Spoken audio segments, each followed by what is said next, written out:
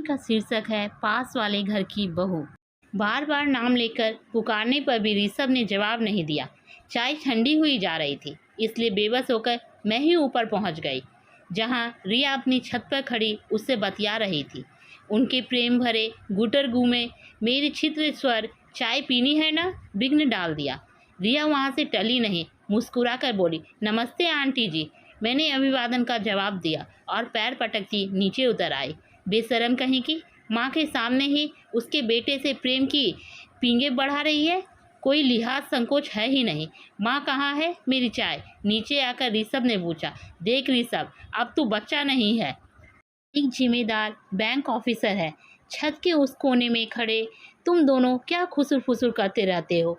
बचपन में साथ खेलते थे, मैंने साथ ध्यान नहीं दिया। बड़े हुए तो एक ही कॉलेज में थे, सो मैं चुप रही। लेकिन अब क्या बातें होती है? माँ, हमने बचपन से लेकर अब तक एक लंबा समय साथ बिताया है। अब तो हमें एक दूसरे से बात करने की आदत हो गई है। तुम व्यर्थ ही चिंता करती रहती हो। हमारे बीच ऐसा कुछ भी नहीं है। हम सिर्फ बात ही करते हैं। बात बढ़ते समय नहीं लगती। मेरी भ्रुकुटी में बल पड़ रहे थे। अपने योग्य सुंदर बेटे की पड़ोस की साधारण सी रिया से नज़दीकियाँ मुझे बर्दाश्त नहीं हो रही थी। सबके कुछ भी तो नहीं है करने पर भी मुझे विश्वास नहीं हुआ। रिया के बदले रूप पर मैं हैरान परेशान रहती थी। आजकल आए दिन कभी प्लेट की पकौड़ी तो कभी अचार की शीशी लिए हाजिर हो जाती थी। ऐसे ही एक दिन वो घर पर आ धमकी। उसे देख मैंने कहा, सूट तो बहुत सुंदर है, इसे दिखाने आई थी या पकौड़े देने? कुछ भी समझिए आंटी जी, वैसे कैसी लग रही हूँ? ठीक है, मुझे कहना पड़ा। उसे देखकर ही शंकाग्रस्त हो जाती। बचपन में दिन रात साथ खेलते बच्चे को युवावस्था में अलग कर देना मुश्किल होता है। हम 3 बहनों की संतान में ऋषभ इकलौता था। पति के खानदान में भी वो सबसे बड़ा और लाड प्यार से पला था। उसकी शादी को लेकर हम सबने बड़े सपने सजोए थे, किंतु हमारे सारे अरमानों पर पानी फिर गया। जल्दी ही ऋषभ ने रिया से विवाह की घोषणा करके हम सबको गहरा आघात दिया। हजारों कमाने वाले ऋषभ की अकेली विवाहिता बहन रागिनी ने इसका पुरजोर विरोध किया। मैंने तो घर छोड़कर जाने की धमकी तक दे डाली, पर ऋषभ प्रभावहीन रहा। बोला, आप घर छोड़कर क्यों जाएंगे? मैं ही अलग हो जाऊंगा। बस रिया से शादी करवा दीजिए। करवा दूंगा। सारे निर्णय तो खुद ही ले चुका है। शादी भी कर ले। ठीक है, कोर्ट मैरिज कर लेता हूँ। मुझे तो अपने विरोध का कारण समझ नहीं आ रहा है। हमारी जाति है, पढ़ी लिखी धनी परिवार की है, और सबसे बड़ी बात, मुझे पसंद है। मैंने जैसी बहू की कल्पना की थी वो वैसी नहीं है। सिर चढ़ी, नखरेल, पता नहीं क्या देखा तूने उसमें। शादी तो मुझे करनी है, मुझे पसंद है। हुआ भैया, आपको मम्मी से ऐसी बात नहीं करनी चाहिए। तू चुप रह, मम्मी की चमची। अभी 2 दिन में संदीप के पास चली जाएगी। तूने भी तो की थी अपने पसंद से शादी। मैंने कोई विरोध किया था? रागिनी चुप हो गई। उसने भी प्रेम विवाह किया था, लेकिन मैंने उसमें अपनी सहमति दी थी। मैं कुछ बोलती उससे पहले ऋषभ के पापा बोले, ऋषभ की शादी रिया के साथ ही होगी। जवान लड़का घर से चला जाए, यही चाहती हो क्या तुम लोग? यह सब मैं नहीं होने दूंगा। अब कोई एक शब्द नहीं बोलेगा। शादी की तैयारी करो। उसके बाद सबने चुप्पी साध ली। शादी बारात तक मैं बिल्कुल शांत रही। मुंह दिखाई में 5 तोले का हार दिया, लेकिन यह देखकर मेरा मुंह उतर गया कि रिया के माता पिता ने दान दहेज काफ़ी कम दिया था। हालांकि बारातियों का स्वागत बढ़िया था। रिया के व्यक्तिगत सभी चीज़ें अच्छी क्वालिटी की थी, पर हर पारंपरिक साज जैसे घर के अन्य सदस्यों व वर के लिए कीमती गिफ्ट व नकद की अपेक्षा करती है, मैं भी कुछ उसी तरह अपेक्षाएं पाले बैठी थी। पर ऋषभ के पिता का सख्त निर्देश था, मुंह खोलकर कोई मांग नहीं जाएगी। बहरहाल रिया बहू बनकर हमारे घर आ गई। जब तक घर रिश्तेदारों से भरा था, मैंने उसे आराम करने दिया। वह आराम से 8 बजे सोकर उठती, चाय पीती, फिर नहा धोकर सज धज कर बैठ जाती। लोगों से चहक चहक कर बातें करती, क्योंकि मायका बगल में होने के कारण उसे माता पिता से दूर होने का एहसास ही नहीं हुआ।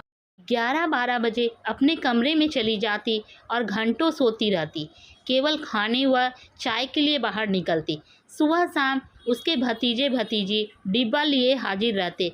मम्मी ने दिया है, बुआ को बहुत पसंद है, दादी ने फूफा जी के लिए भेजा है। उन डब्बों के स्वादिष्ट व्यंजनों से मुझे परहेज ना था, लेकिन फूआ फूफा मात्र की भावनाएं चुप जाती। जिस दिन ऋषभ रिया नैनीताल जा रहे थे, रिया ने आकर मुझसे कहा था, आप परेशान मत होइएगा, मेरी मम्मी ने रास्ते के लिए खाना बना दिया है। वे दोनों हनीमून रवाना हो गए। रिश्तेदार भी जा चुके थे। रागनी ने जाने से पहले मुझसे कहा, वहाँ से लौट कर आए तो भाभी से खाना बनवाना शुरू कर दीजिए, वरना ज़िंदगी भर आप उसे बिठाकर खिलाती रहेंगी। हाँ और क्या, उसे तो करना ही है। मैंने कह तो दिया, लेकिन मन ही मन असमझ में थी। कुछ दिनों बाद ऋषभ रिया लौट कर आए। काफ़ी गिफ्ट, मेवे, मिठाइयाँ लेकर आए थे। रिया शाम को ही मायके जाकर काफ़ी कुछ दे आई। अब तुम दोनों आराम करो। ऋषभ, कल तुम्हें बैंक जाना है। रिया, कल का नाश्ता तुम्हें बनाना है, इंतजाम मैं कर दूंगी, मैंने कहा। रिया ने सिर तो हिला दिया, लेकिन असंकित थी। दूसरे दिन नाइटी उतारकर सूट पहनने और ब्रश करने में ही उसने अच्छा खासा समय लगा दिया। फिर जिस मध्य गति से वह पराठा सेकती लगी, लगता कि आज ऋषभ ऑफिस नहीं जा पाएगा। हार कर मुझे ही सब्जी छोकनी पड़ी। रसोई में काम करते हुए मैं उसे फुर्ती से काम करने की सलाह देती रही, जिसे वह अनमने भाव से सुनती रही। अगले दिन उसे फ्राइड राइस और पनीर बनाना था। सारी तैयारी करके मैंने उसे आवाज़ दी तो पाया कि वह घर में कहीं है ही नहीं। अचानक सीढ़ियों पर उसके पदचाव से मुझे सतर्कता किया। वह हाथ में एक बड़ा डब्बा लिए उतर रही थी। मम्मी जी, मेरी मम्मी ने आलू दम और पूड़ियाँ भेजी है, सुबह का नाश्ता हो जाएगा। तुम दोनों का तो हो जाएगा, पर हमारा नहीं। कब तक कुछ सीखने की जगह डिब्बा लाती रहोगी? अब छोड़ो यह सब। लेकिन रिया ने मेरी एक ना सुनी। छत पर उसका मायके वालों से लेन देन चलता रहता। कभी कभी तो वह कचौड़ी, हलवा, पोहा का डब्बा लिए अपने कमरे में चली जाती और खा पीकर छत से डिब्बा पुनः देने के अनुरोध के साथ लौटा दिया जाता। उसका पेट भरा रहता तो खाना बनाने में उसकी दिलचस्पी कम रहती। मुझे गुस्सा आता, लेकिन कुछ कह न पाती। ऋषभ की सह तो मिल रही थी उसे। नई नवेली अर्धांगिनी के 100 खून माफ़ होते हैं, लेकिन असली गलती रिया की माँ कर रही थी। सो एक दिन बिना पूर्व सूचना के मैं उसके घर पहुंच गई। मेरी गंभीर मुख मुद्रा से वे तनिक विचलित दिखी। खूब आवभगत हुई। उसी दौरान मैंने कहा, आपने रिया को कामकाज नहीं सिखाया? कोई बात नहीं, लेकिन छतों से डब्बा देना, लड़की को केवल मैं और मेरे पति का पाठ पढ़ाना, क्या यह उचित है? अरे बच्ची है, जो कुछ उसे पसंद है घर में बनता है तो दे देती हूँ। धीरे धीरे सब सीख जाएगी। धीरे धीरे उसमें आल गाँव की प्रवृत्ति आ जाएगी। वह आप पर निर्भर हो जाएगी और कभी अपने घर के प्रति समर्पित ना हो पाएगी। आप बहुत आगे की सोच रही हैं। एक माँ की तरह सोचें तो आपको लगेगा कि कुछ भी गलत नहीं हो रहा है।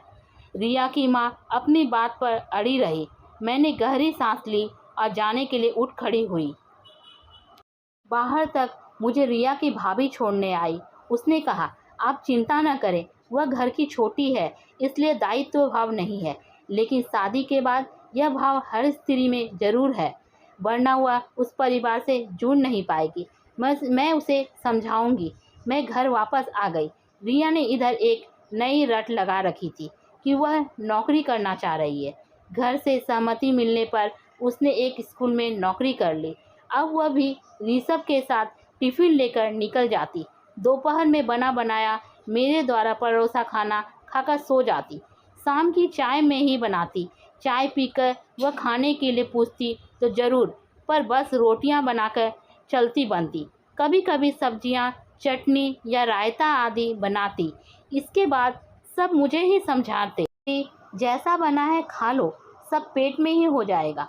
तुम सोचती हो वह अभी से तुम्हारी तरह एक्सपर्ट हो जाएगी। पापा ठीक कहते हैं माँ, ऋषभ बोलता। रिया, उनकी कृतज्ञ रहती और मुझे कुपित रात में कहती, मैं रोटियां बना दूंगी, सलाद काट दूंगी, बाकी मेरे हाथ की बनी सब्जी तो आपको पसंद नहीं आएगी। अब मैं घर में मुफ्त की नौकरानी थी। तीनों टाइम खाने की व्यवस्था, घर की सफाई और सजावट, महरी के पीछे पीछे घूमना, मैं चाहकर भी उसे कुछ न कह पाती। वह हमेशा मुझसे एक निश्चित दूरी बनाकर रखती। घर में एक और औरत के आ जाने से मेरी अपेक्षा बनी रहती कि रिया मेरी कुछ मदद करे। इसके लिए विरोध स्वरूप कभी सिर दर्द, कभी कमर दर्द का बहाना बनाकर पड़ी रहती कि रिया कुछ करे, लेकिन इसका विपरीत प्रभाव पड़ता। उसके घर से सुबह शाम टिफ़िन आने लगे। वह टिफ़िन लेकर स्कूल जाती, वहाँ से लौटकर सीधे मायके जाती, खा पी कर लौटती। कभी कभी स्कूल में काम ज़्यादा होने पर मायके ही रुक जाती। अब घर में एक अलग ही सुगबुगाहट शुरू हो गई थी कि रिया ऋषभ के साथ अलग रहने की योजना बना रही है, कहीं और, जहाँ से ऋषभ का बैंक पास पड़ता हो। मैं यह सब बातें सुनकर सन्न रह गई। ऋषभ से पूछा तो उसने इसे हल्के में लिया। मम्मी, मैं रिया की योजनानुसार तो नहीं चलूँगा। हाँ, उसके पापा का फ्लैट है तो 2-4 दिन जाकर रह सकते हैं।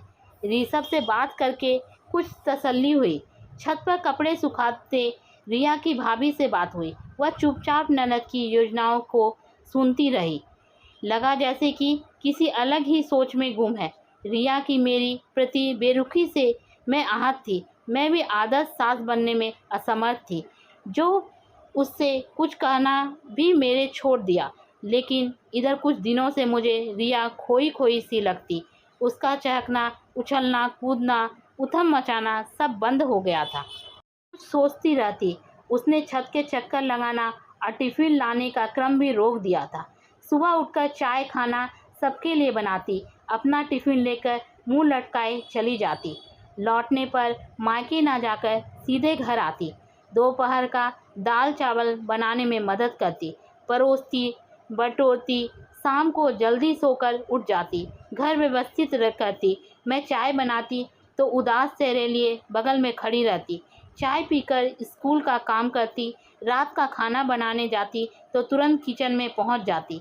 आप आराम करें, मैं खाना बना लेती हूँ, जैसे तुम्हारी इच्छा। मैं उल्टे पांव लौट आती। मसाला पीसती, भरसक स्वादिष्ट सब्जी बनाने का प्रयास करती, पतली रोटियां सेकती, कोई मीठी जरूर बनाती। इस दौरान बराबर मेरी मुंह ताकती रहती कि मेरी प्रतिक्रिया क्या है। मैं उससे सकारात्मक परिवर्तन से आश्चर्यचकित थी। कहती, रिया आज की सब्जी अच्छी बनी है, तो वह बहुत खुश हो जाती। थैंक यू मम्मी जी। मेरी उत्सुकता बढ़ गई। एक दिन मैंने रिया के स्कूल जाने का ऋषभ को पकड़ा। मामला क्या है ऋषभ? जिस लड़की को मैं समझा कर थक गई, उसमें अचानक इतना परिवर्तन कैसे आ गया? माँ, उसकी कुछ फैमिली प्रॉब्लम है। अच्छा, अब तू सीधे शब्दों में बता, बातें घुमा फिरा कर कहना छोड़। उसकी भाभी जो सब काम धाम करती थी और मायका को एकमात्र काम वाली मेव थी, उन लोगों ने अलग रहने का निर्णय ले लिया है। रिया कुछ समझाने की कोशिश करती है तो भाभी उतने ही उखड़ जाती है कि तुम अपने ससुराल में क्या कर रही हो, जो मैं यहाँ मरती रहूँ?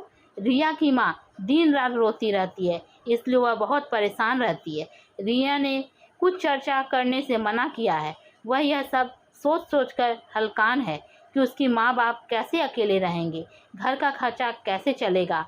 रात में वह ठीक से सोती भी नहीं है। ओह, यह बात है। मेरे मन में भी बहुत सारी बातें उठी, लेकिन मैं चुप रही। रिया का घर के कामों में मन न लगना, अकेले रहने की बात, फिर अचानक एक सुखद परिवर्तन।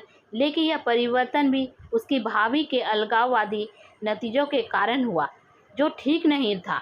रिया ने जो कुछ यहाँ किया था, वही सब कुछ जब उसकी भाभी ने किया तो वह परेशान हो गई।